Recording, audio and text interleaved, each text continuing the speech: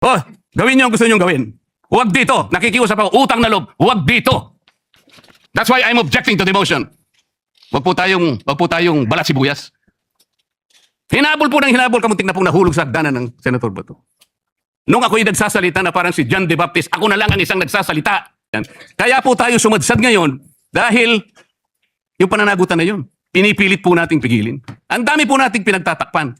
Na kinakampihan ko si Diskaya, nagblabla, na ang asawa ko raw ay independent na ganito. Lahat po. Pati yung kasi po matagal ko nang sinasabi, 9 na buwan na po ang nakararaan, ngunit ayaw nating ituloy ang pag-iimbestiga sa flood control scandal.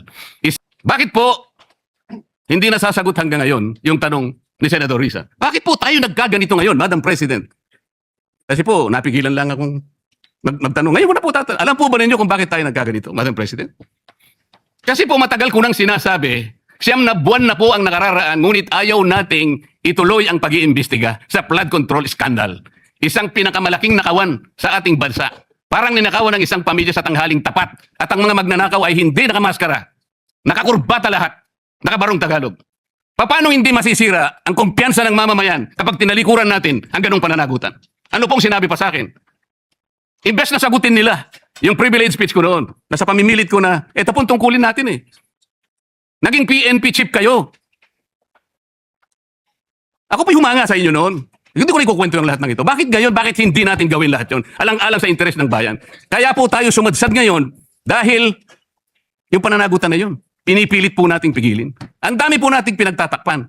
Tumayo siya, imbes na sagutin niya ang aking sinasabi. Ano po sinabi niya? Kung ano-ano po sinabi, nagpalabas din po siya ng napakaraming video. Na kinakampihan ko si Diskaya, nagblabla, na ang asawa ko raw ay independent na ganito. Lahat po. Pati yung tayo ko sa Congress noon, na sinasansala ko yung makasama ko because ngayon ko lang nakita ang Vice President, nagpipresent siya ng budget for 2025. Inaaglahi siya sa budget 2022 and 2023. Yung mga ganun po. Bakit po ngayon biglang nagbago ang kulay natin? Bakit po ganyan tayo ngayon? Bakit po napakababa?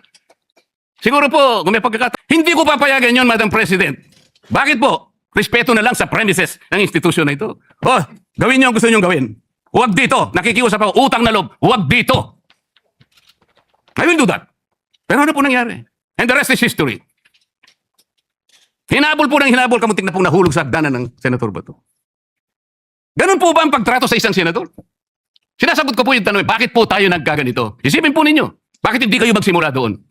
Meron po bang isa sa mga minority counterparts natin ngayon, Madam President? Meron po bang isa na sumama sa akin nung ako'y nagsasalita na parang si John De Baptist, ako na lang ang isang nagsasalita. Ituloy natin ang investigasyon. Meron po ba silang lakas ng loob na samahan ako, Madam President? Wala po.